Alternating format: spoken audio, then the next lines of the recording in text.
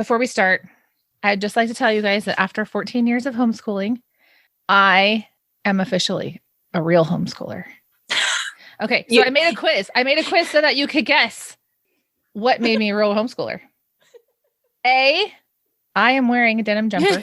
That's what I was going to guess. B, I bought a laminator. Ooh. Or C, I switched math curriculums for the 5th time. What do you think? Laminator. Mystie gets it. It's a laminator.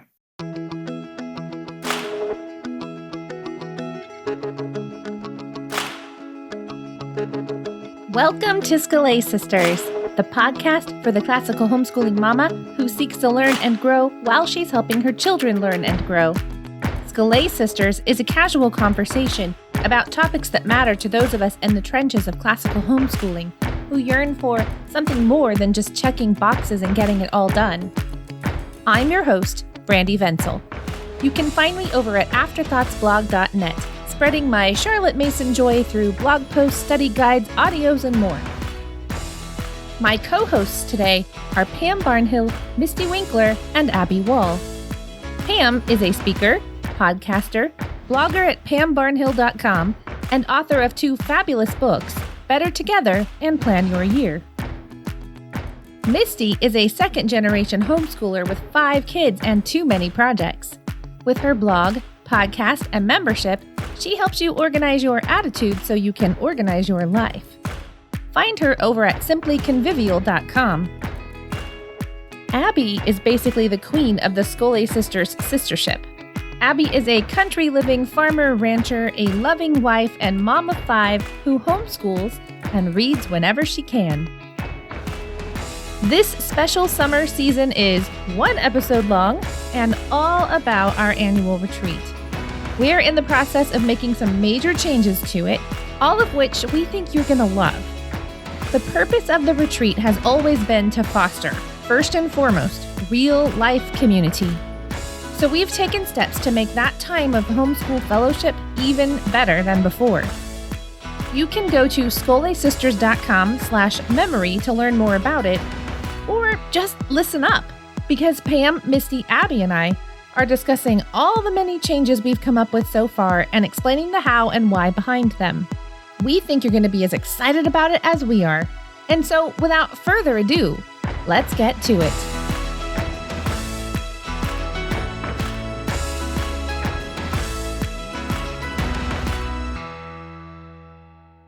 All right, so today, dearly beloved, we have gathered here together. Sorry, with a name like that, I couldn't resist. We have gathered here together to talk about the retreat coming in the fall because we have made some changes. We have a new theme, a new topic, and a new format. And I just said that as a completely out of order outline of what we're talking about today. So I would like us to start off, if that's okay, with how we have changed the format of the retreat and also why. Yeah. Well, I think after 2 years of pretty much everything being on Zoom, I think we'll just round up to 2 years because that's how long it feels like, longer than 2 years of everything being on Zoom and listening to long lectures of people talking on the computer. We wanted to try something different. Yes, we did. So it's not going to be that. I think this is awesome. I think it's awesome how we are switching things up to better meet the needs of, because we were kind of doing this thing before it was cool, right? This whole That's right. online conference. Now, we've always kind of had the special twist to it where we really do encourage groups to get together in person and use the materials that we're providing them to hold their conference. So there's always been a twist. It's always made it a little bit different than your standard online conference where they're like, oh, be at home in your pajamas. But I love the fact that we are making things different now so that people who are Zoom fatigued have something new to do. Mm-hmm. That's really the why of the format change. Even though we've always prioritized groups, we wanted to do that even more and move more in that direction. Not that you can't attend if you don't have a group, but just because I feel like all of us learned the lesson of how detrimental to health, and I mean that in a very broad sense, isolation is. Mhm. That's one of the big lessons we all learned over the last couple of years. Isolation is deadly, discouraging. It can kill your homeschool. It can kill your soul. And Mhm. so we're trying to move in this direction of the retreat, giving all of us an opportunity to reconnect or even connect for the first time. You know, maybe you moved to a new town, or maybe you just have never had a group where you live, trying to start something. We see this as the beginning of something, not the end game. Right. Where it's not just about do this retreat, listen to these things. The retreat is providing an opportunity to begin building some community that will hopefully continue beyond the retreat. And so some of the changes that we've made to the format really reflect that. It's not just one speaker in isolation. The sessions are going to be more interactive on our end. And then we are going to also have more time between those sessions for groups to discuss and apply themselves. And if you are doing it on your own at home, there will be Zoom breakout rooms so you can still have that community, have discussion, narrate and apply, because it's when we each interact with the ideas ourselves that we really start to internalize them. So we wanted to make that more possible. So the retreat didn't feel like it's just one piece of content after another, boom, boom, boom. And then I feel kind of mentally exhausted at the end of the day. That's not really a retreat. Yeah. I'm hoping that switching back and forth and giving more time for conversation, that also would give someone more time to refill their coffee cup or what. I feel like that is going to give it more of this restful feeling that we've always wanted it to have. And it's always been this thing we're trying to balance between content, which is important, and not being overwhelming, because that's the opposite of School A. Well, and one of the main differences here is while Pam is always super practical and helpful, everyone is going to be adding practical elements to this. This sounds hilarious. Well, usually only Pam is helpful. We decided the rest of us should be helpful too. You know, I wasn't going to say anything, but I feel like I've been carrying this for like 4 years now. And I mean, of course, there will still be some philosophical, discussion, and we've changed the name, Homeschool Essentials.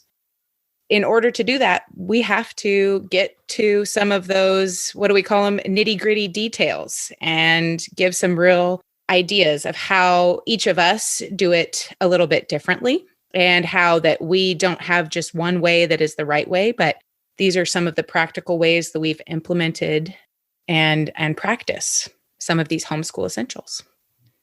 I was trying to find what's that book? The Richard Gamble book. Oh, The Great Tradition. Great Tradition. Thank you. I was going to say liberal arts tradition. I know I was wrong. I really thought it was in here. It must have left my room. I don't know. My room's a total wreck right now because we're getting ready to get carpet. At least that's my current excuse, is that we're getting carpet. Anyway, but when we were discussing this change, I was telling you guys that for a different meeting I had to go to, I had to read the excerpts from Plato's Republic in Gamble's book. And one of the things that had stuck out to me was there was this conversation at some point where they were like, so should we allow the philosopher to just kind of float around with his head in the clouds? And Socrates was like, no. Basically, they have to come down to earth and they have to serve. And he's talking about the guardians in the greater context. He's talking about the people who would lead the city, which obviously would have a lot of practical matters and concerns. But I did think it was interesting that we think of Socrates as, you live this philosophical life, you wander around barefoot, you don't do anything, right? I mean, that's how we think of him. And yet his opinion was, no, you don't just walk around philosophizing. You have to bring it back and use it in, well, for him, service to the city, but for us would just be service to others, service to the church, that kind of thing. Anyway, I just thought it was interesting that even he thought your philosophy needed to have contact with real life. And there's like an element of having a responsibility to apply it. And we kind of get that idea too in Norms and Nobility, where David Hicks says it's not just about knowing things, it's about living them out. That some virtue is practical. It has to change the way that we live. So we'll be talking more about what it has looked like, on the ground in our own lives and different ways. And then they'll be emphasizing you all, anyone attending, discussing that in your own groups as well, because it's not like there's one right way for it to look, which is, one reason why sometimes we might avoid, too many personal stories, because what some principle looks like in our homeschool is going to be totally different than that same principle lived out in a different homeschool. Which I actually think is a beautiful thing. Mm-hmm. I love the variety that God creates.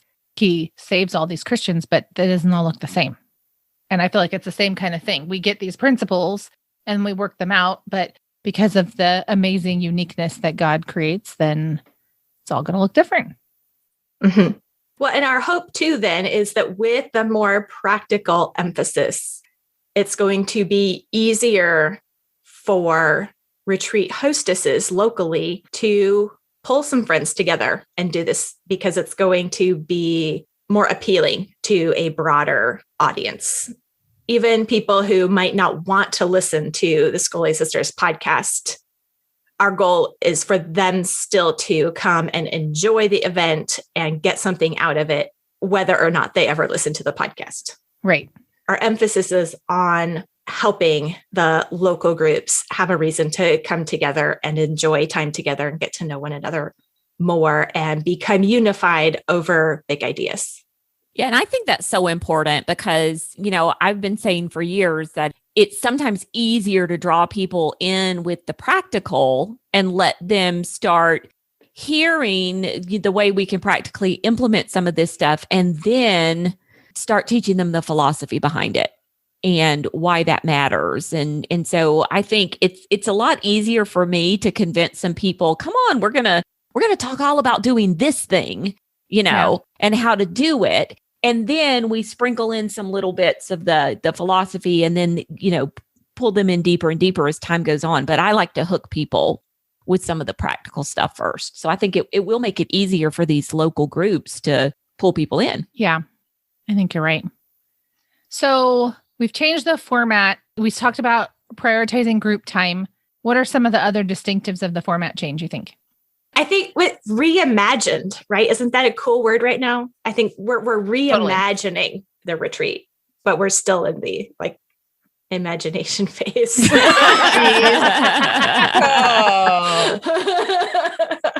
I guess you actually already mentioned one. We've often done we've always done where one person spoke for 30 or 40 minutes. There was a little break. Then the next it was speaker, or 50, speaker, depending. Long. Some people like me may have taken a full hour. But we've always done one uninterrupted thing. And so it's going to be more conversational. Yeah. Like I could say something crazy and Mystie could correct me right away. I'm looking forward to this. Right. Won't that be fun? It'll be like being at home. But yeah, so we will have some sessions where it might be 10 minutes with one person and 10 minutes with another person, and you're going to be getting different angles on the same topic, but it's not one long presentation. And it should lead into your group discussion and make those just go even more smoothly than normal, which we know they've always been great, but every little bit helps. And we haven't disclosed the topic yet, but Pam's biggest part in this retreat will be very hands-on and practical, like a show and tell immersion session. You don't get to know what it is, though, because you have to listen for 5 more minutes before we tell you what it is. And then another change we made last year that was a big hit was Abby's contemplation session. That's true. Because we are emphasizing the discussion this time, we're going to have Abby end each session with a little bit of that contemplation lead in. A contemplation session is supposed to begin organizing and gathering your thoughts from what you just heard, learned, or what you want to do. And then going into a discussion with your local group, it'll be that much richer because you've had a moment to take some time to think through your own family and your own thoughts. And then for those verbal processors, they can then move on to a discussion where that can really, really help them with practical ideas and some of the thoughts that sparked. Yes. Mm-hmm. So our theme, by theme, we mean what's replacing Mystie's obsession with the letter L. So we did like live, learn, laugh, love. I feel like it's one of those You forgot lead. signs that what are those Lead, signs yeah. that you would put on your wall or something. Oh, I voted for a llama, but that didn't happen. So we moved It on. wasn't a verb. Well, Llama technicality. well. Llama well. It could happen. So Homeschool Essentials is our theme, and we mean that next year there will be another topic inside of that theme. So Homeschool Essentials is going to be happening for a number of years because we're still in the imagination part of reimagining. We don't know exactly how many years that is. So our topic is memory. And so then that comes into what Pam is doing. And since you waited for 5 whole minutes, you get to know now what Pam is doing. Oh, I get to tell them? yeah, Does you get Pam to know tell what us. she's doing? Yeah. I think I'm doing a memory palace. That's right. Yes. Yes. Okay, good. This is what happens when they hold the planning meetings past your bedtime. True. East Coast problems. I know, right? But yeah, so I'm super excited because I love doing memory palaces and I love showing moms how they can do memory palaces. And so I am actually going to be demonstrating a memory palace for you guys. And we're going to memorize something. We're going to memorize something Ooh. during the event that you're going to be able to go home and, you're going to take that piece of knowledge with you that day. And if you review it a few times, you'll have it forever and ever. So, you're going to get something out of it. If nobody else helps you, Pam will help you. Hey, I'm just saying, I have to earn my plane ticket. So I actually think Abby's little, I don't want to call it a break, but we're going to have Abby do a little, what do we call this? Muscle memory work? Oh, yeah. Yeah. Because, if anytime I can inflict gymnastic education, right, upon my School A sisters, then that is what I'm going to do. I've already planned some workouts for us on this retreat. And muscle memory. So we're going to be doing some physical parts because so many things that we do every single day is due to muscle memory, right? Handwriting, playing an instrument, walking, riding a bike, all of these different things are actually part of muscle memory. And so we can use some of the time to get up, stand up, stretch. And I have a few fun, what we call in my family, brain exercises that you can do with your family when, you need to get up and stretch and move and get those fidgety little kids a very helpful, 5-minute routine that can help their brains kind of fire up and their physical bodies move so that we can, focus on the next thing. I love muscle memory. I think it's awesome. When you think about it, our whole cultural statement that it's just like riding a bike is actually referring to that concept that you don't forget, even if it's been 20 years, because certain muscles especially have really good memories and your balance has really good memory if you get it trained. That's interesting. Yep. Let's see. So we have memory. We'll be talking about memory work as well, but we did not call the topic memory work because we're talking about memory in a larger scheme than just memory work. So just to clarify that. Okay. So anything else about the change of format, change of theme, new topic, anything about those things before we get into details about signups, group planning, goodie bags, all that kind of stuff? Well, I am looking forward to it because it will feel more like just a group of homeschool moms gathering together to get on the same page, share one another's insights and experiences, and become refreshed and ready to dig back into that nitty-gritty because we've remembered how important it really is and what a good work it truly is, even on those days when it might not feel satisfying or fulfilling, to just kind of step back and remember that this really is important and we will see long-term fruit even when the short term doesn't look that way. Mm-hmm. It was Hugh of St. Victor, right? Who said, without memory, there is no education. Yeah. So the topic of memory can feel like some sort of extra thing on the side. And I think that's because we often just say it's memory work. And some of us went to schools that never did memory work. So we think of it as like some sort of optional aspect. But the classical position has always been that it's integral to what it means to educate. Because if you don't remember, you haven't learned. That doesn't mean it's 100% memory work, but it just means memory takes a front seat. Mm-hmm. Any other thoughts? Going once, going twice? Abby, did we cover all your notes? No, but that's fine. It was better this way. Well, then That's I good. think we should transition to talking about all the details. And that's mainly you, Mystie, who has a grasp of that, but signups and what the hostesses are getting this year and that kind of stuff. Yeah, because we want to help people do local retreats and gather with their local community, make new friends, cement friendships and co-op relationships, or maybe just potential future relationships in person. We wanted to make it really easy for anyone to put one of these retreats together, even if you are not into event planning, even if the thought of being in charge of a retreat makes you feel overwhelmed and stressed out. We are putting together a hostess packet that will make your event fun and easy. And really, the local retreats do not need to be a big deal event. They are meant to be for a group of friends who are just getting together to remind themselves of what's important and discuss ideas and practical applications.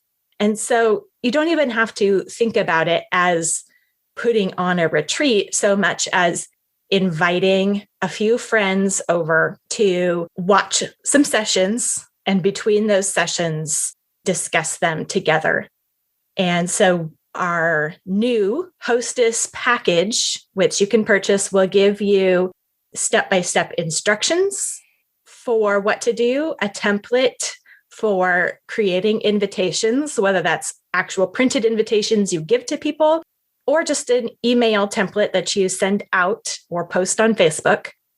It will include name tag stickers. Yes, this is going to be something that you get in the mail. You'll get name tag stickers that have the little logo on them. You'll get discussion question sheets that they're just ready for you right there. You can have them on the table. You don't even have to worry if your printer doesn't work that day. And we have some fun goodies for the hostess and for the attendees as well, just to make it feel like a retreat. It's a bunch of friends getting together, but it can still feel special when there are stickers and bookmarks. So every attendee will have a sticker and a bookmark that you can give them. And then as the hostess, you will get a purple clipboard and a purple pen. Guess who's putting these packages together? Otherwise, the pen would have been pink. Just saying. A special sticker or two just for hostesses. So this is going to be a brand new design that will be announced and released, I guess, the day that this podcast goes out. So you can check that out in Sistership.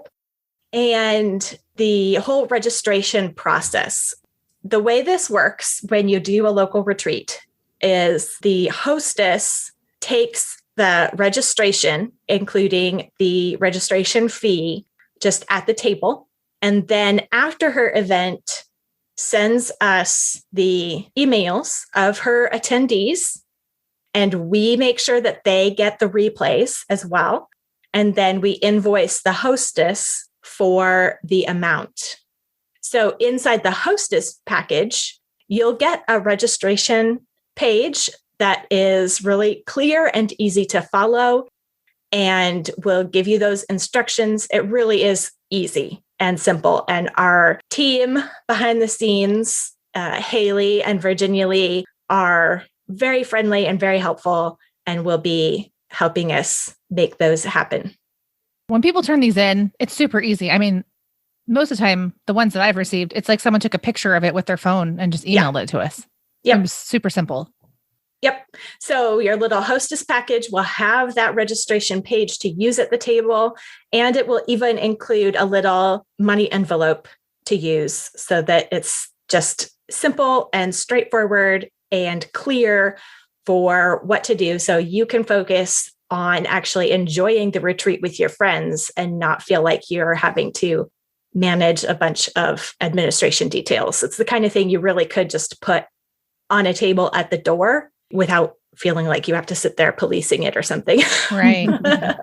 I would just like to point out that Mystie bought purple envelopes. Thank you. Yes, of course I did. I was ready just for you. I was thinking about getting pink bubble envelopes for putting everything. So what they get in the mail might be pink. I also accept lime green. So picky. I think this sounds like fun.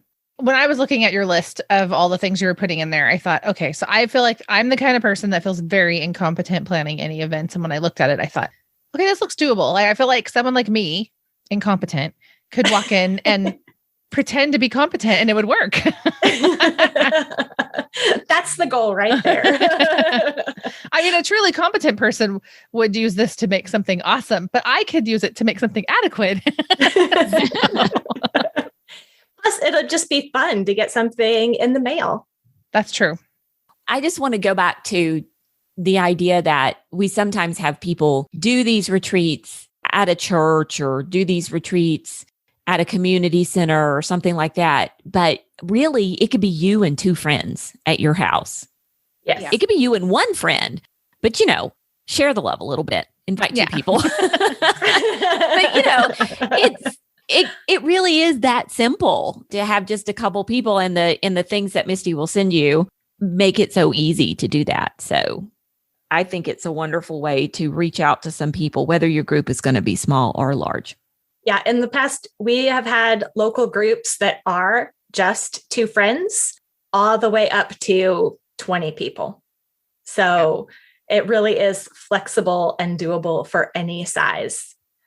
And I also forgot to mention, when you buy the hostess package, you get something in the mail, but you will also be added to the local leaders group inside Sistership, where people who have done local groups for, the last 4 years are all in there, and you can ask questions, get ideas. People will be sharing about what they do to make it work live, or what to do to make it happen after the event with just the replays. We want to make sure that our hostesses are supported, and we are going to prioritize making it fun and simple and easy for local hostesses. And I know that probably there are going to be people like, well, for whatever reason, a local group just is not an option for me. I'm going to be doing this on my own.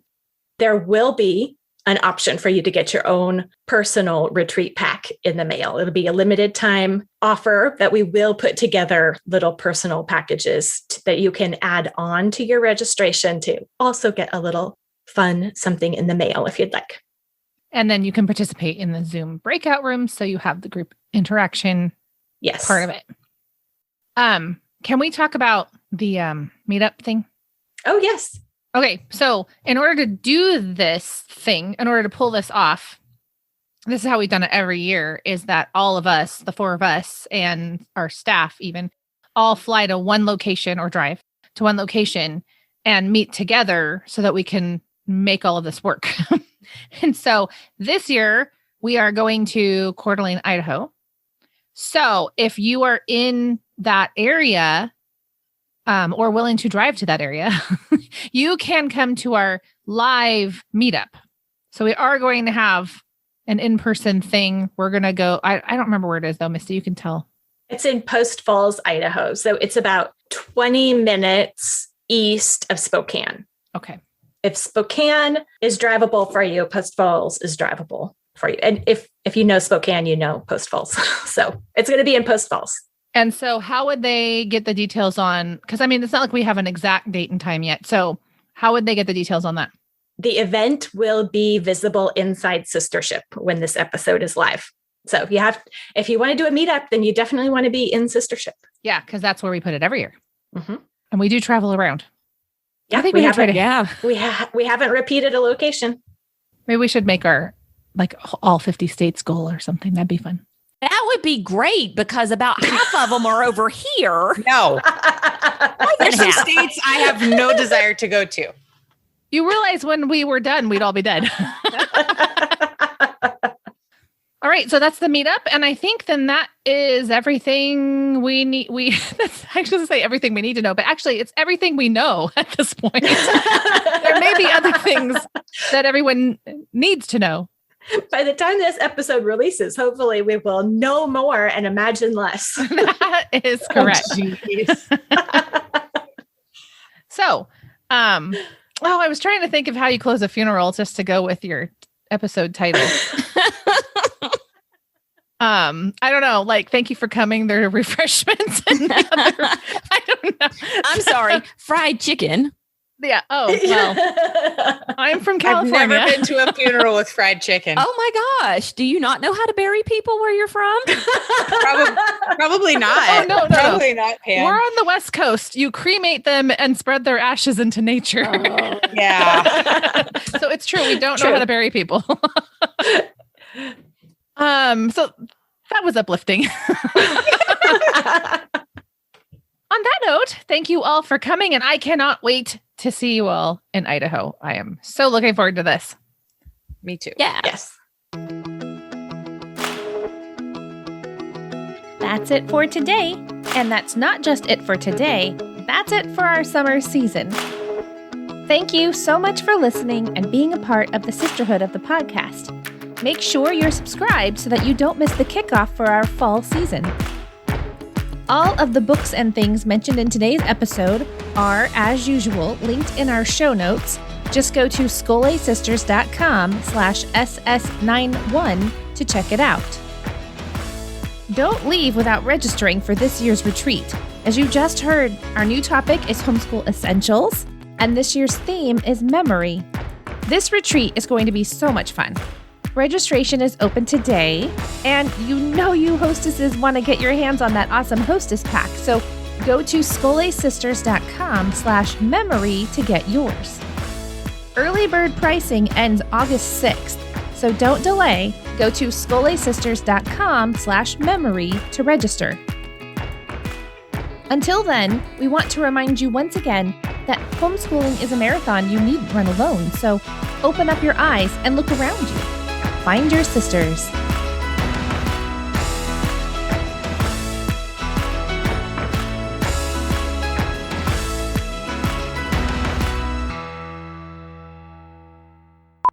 I will get this right around the time that you want to change to something else. Call it In Loving Memory. Oh. That sounds kind of sad. Yeah. In loving memory of our finances. I'm sorry. I'm just along for the ride on this one. That's fine. That's right. Actually, most of us are. There's not even a driver in the car.